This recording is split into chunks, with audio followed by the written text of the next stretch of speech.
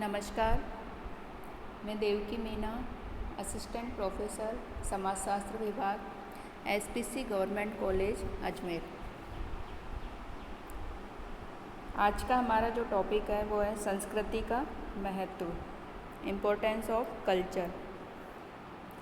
इससे पहले हमने संस्कृति का अर्थ, परिभाषाएं, संस्कृति के जो विभिन्न भाग है, भौतिक संस्कृति, अभौतिक संस्कृति, उन दोनों में अंतर, यानी कि संस्कृति के भाग है भौतिक और अभौतिक पक्ष के बीच अंतर, और संस्कृति के जो विभिन्न उपादान हैं, यानी कि संस्कृति के जो विभिन्न भाग है जिनसे संस्कृति का निर्माण हुआ है, उनके बारे में हमने अध्ययन किया है। आज हम संस्कृति का महत्व क्या है समाज में, उसके बारे में हम अध्ययन करेंगे। जैसा कि मैंने पहले भी बताया है कि पशु और मानव में जो प्रमुख अंतर है वह संस्कृति का अंतर है, यानी कि मनुष्य के पास संस्कृति है और पशुओं के पास संस्कृति नहीं है। अब मनुष्य संस्कृति का निर्माण क्यों कर सका है, क्यों संभव हुआ है मनुष्य के द्वारा संस्कृति का निर्माण, इसके बारे में हमने अध्ययन किया है कि मनुष्य में कुछ ऐसी विशेषताएं पाई जाती है मानव में जिसके कारण वो संस्कृति का निर्माण कर सका है। जैसे कि मैंने पहले बताया था कि मनुष्य के पास जो विशेषताएं हैं, जैसे कि उसके सीधे खड़े होने की क्षमता, स्वतंत्रता पूर्वक घुमाए जाने वाले उसके हाथ है जिससे वो कोई भी निर्माण कार्य करने में सक्षम हुआ है, और मेधावी मस्तिष्क है, यानी तर्क करने की जो शक्ति विकसित हुई है मनुष्य में। साथ ही तीक्ष्ण और केंद्रित की जा सकने वाली दृष्टि है मनुष्य की, और प्रतीकों के निर्माण की क्षमता, जिससे कि मनुष्य भाषा का निर्माण कर सका है। और इन विशेषताओं के कारण मनुष्य ने संस्कृति का निर्माण किया है। अभी संस्कृति की मानव समाज के लिए क्या महत्व है, क्या इम्पोर्टेंस है, इसके बारे में आज हम अध्ययन करेंगे।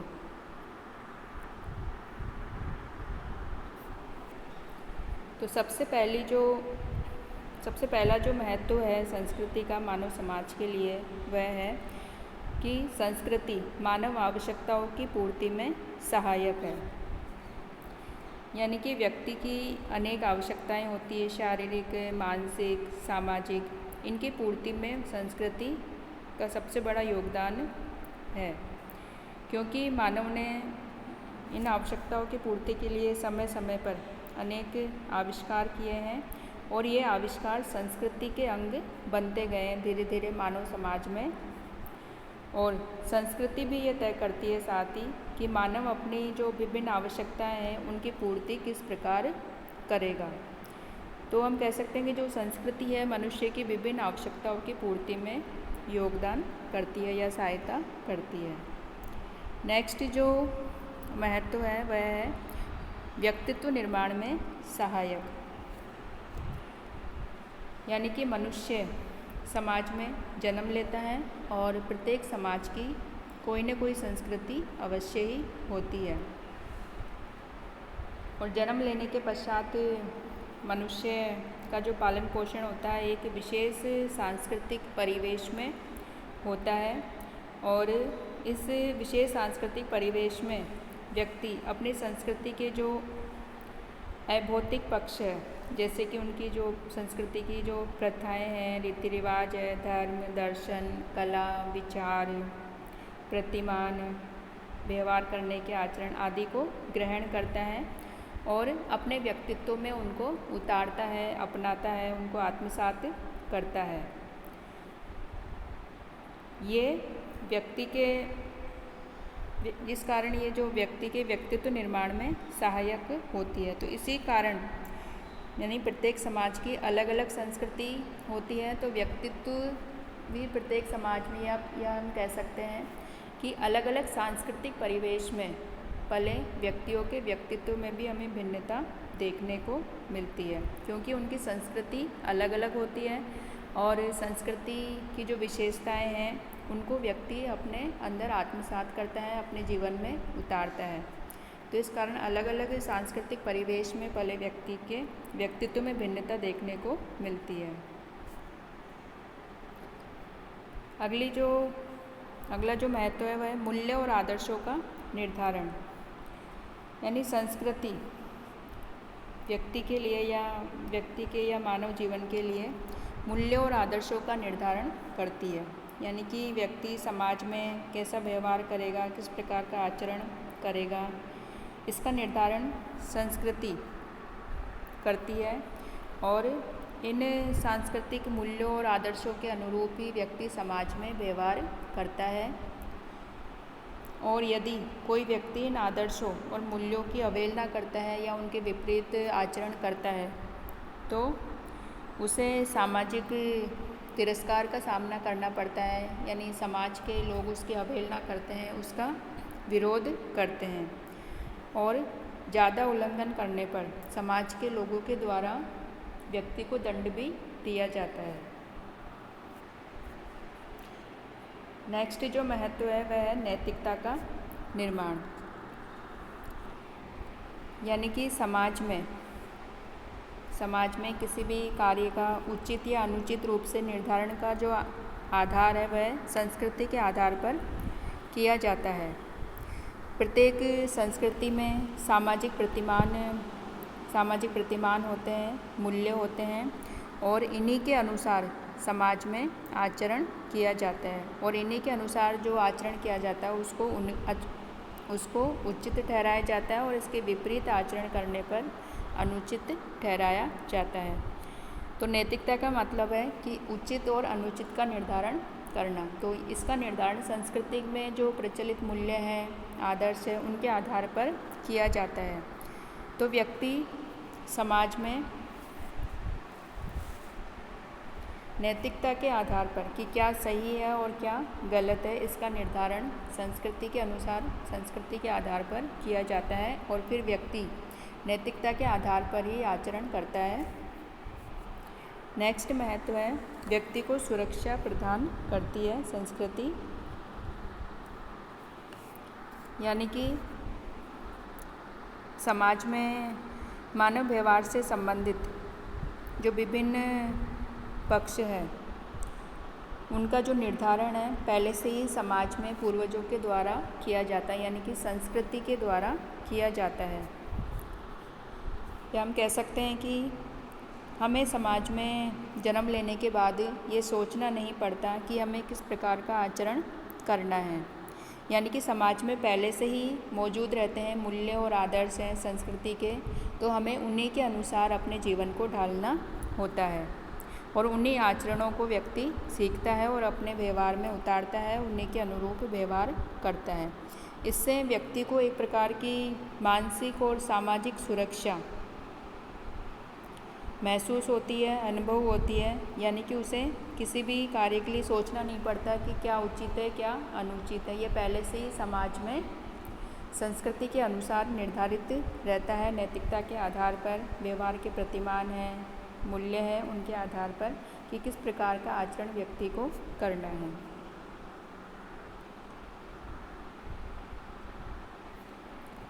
नेक्स्ट है समाजीकरण में सहायक। यानी कि व्यक्ति जब जन्म लेता है तो जन्म के समय वह एक जैविकीय इकाई होता है और समाजीकरण की प्रक्रिया के द्वारा व्यक्ति समाज की संस्कृति को सीखता है।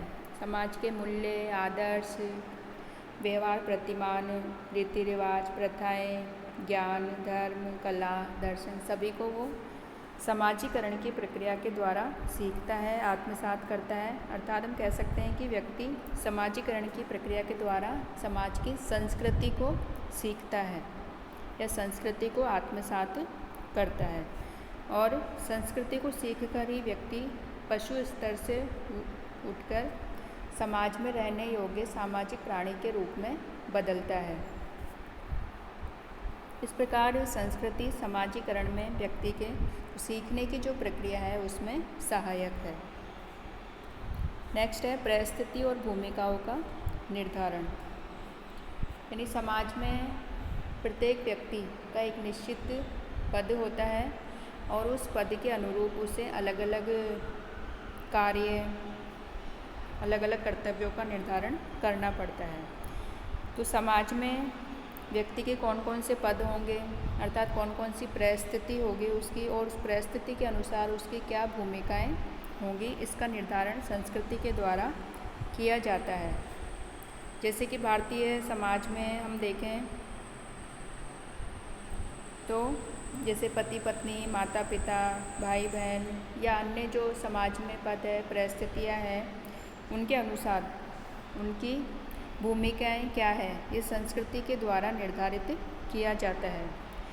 और साथ ही जो दूसरी संस्कृति जैसे कि पश्चिमी संस्कृति है, तो वहाँ पे अलग जो भी परिस्थिति है उनकी भूमिकाएं अलग है, जबकि भारतीय संस्कृति में भूमिकाएं अलग हैं। तो संस्कृति समाज में व्यक्ति की परिस्थिति और भूमिकाओं का निर्धारण करने में सहायक है। नेक्स्ट है सामाजिक नियंत्रण में सहायक। इस संस्कृति में जो समाज में संस्कृति के द्वारा जो निर्धारित प्रथाएं हैं, परंपराएं हैं, रीति रिवाज है, उनके अनुसार व्यक्ति आचरण करता है, उनके अनुसार व्यक्ति अपने व्यवहार में उनको अपनाता है, जिससे कि व्यक्ति पर एक नियंत्रण बना रहता है, क्योंकि उन्हीं के अनुसार उसको आचरण करना होता है। यदि वह इनके विपरीत आचरण करता है तो समाज के द्वारा उसकी अवहेलना की जाती है, उसकी आलोचना की जाती है, तिरस्कार किया जाता है। तो इससे बचने के लिए व्यक्ति समाज में प्रचलित प्रथाओं, रीति रिवाजों के अनुसार ही आचरण करता है, जिससे एक व्यक्ति पर स्वयं पर नियंत्रण बना रहता है या व्यक्तिक नियंत्रण बना रहता है। ये व्यक्तिक नियंत्रण फिर सामाजिक नियंत्रण में सहायक होता है। जैसे कि समाज में परिवार, विवाह, नैतिकता, नातेदारी, धर्म आदि से संबंधित जो विभिन्न नियम हैं, उनके अनुसार व्यक्ति पालन करता है और इससे समाज में नियंत्रण बना रहता है, सामाजिक नियंत्रण बना रहता है।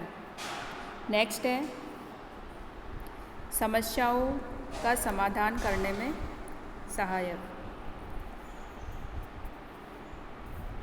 यानी प्रत्येक संस्कृति में विभिन्न परिस्थितियों से संबंधित आचरण के नियम होते हैं और व्यक्ति के सम्मुख यदि व्यक्ति के सामने कोई समस्या आती है, कोई संकट आता है, तो वह अपनी संस्कृति से प्राप्त जो अनुभव है, ज्ञान है और नियमों के अनुसार उसका हल ढूंढता है।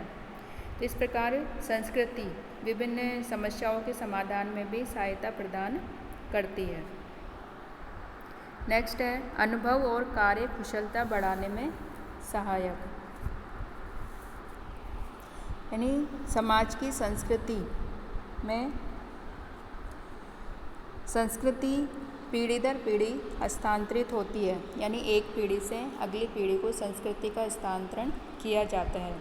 जो भी प्रथाएं हैं, परंपराएं, धर्म, रीति रिवाज, ज्ञान, भाषा, विज्ञान आदि का नई पीढ़ी को पुरानी पीढ़ी से ये प्राप्त होती रहती है, जिससे कि नई पीढ़ी को पुरानी पीढ़ी का अनुभव और साथ में उसका जो कौशल है वो भी प्राप्त होता है। और प्रत्येक जो नई पीढ़ी होती है उसमें अपनी तरफ से कुछ न कुछ जोड़ती है, कुछ नया उसमें ऐड करती है, जिससे कि मानव के ज्ञान और अनुभव और कुशलता में निरंतर वृद्धि होती रहती है और जिससे वह अपना जीवन और अधिक अच्छे ढंग से व्यतीत करने में सफल हो पाता है।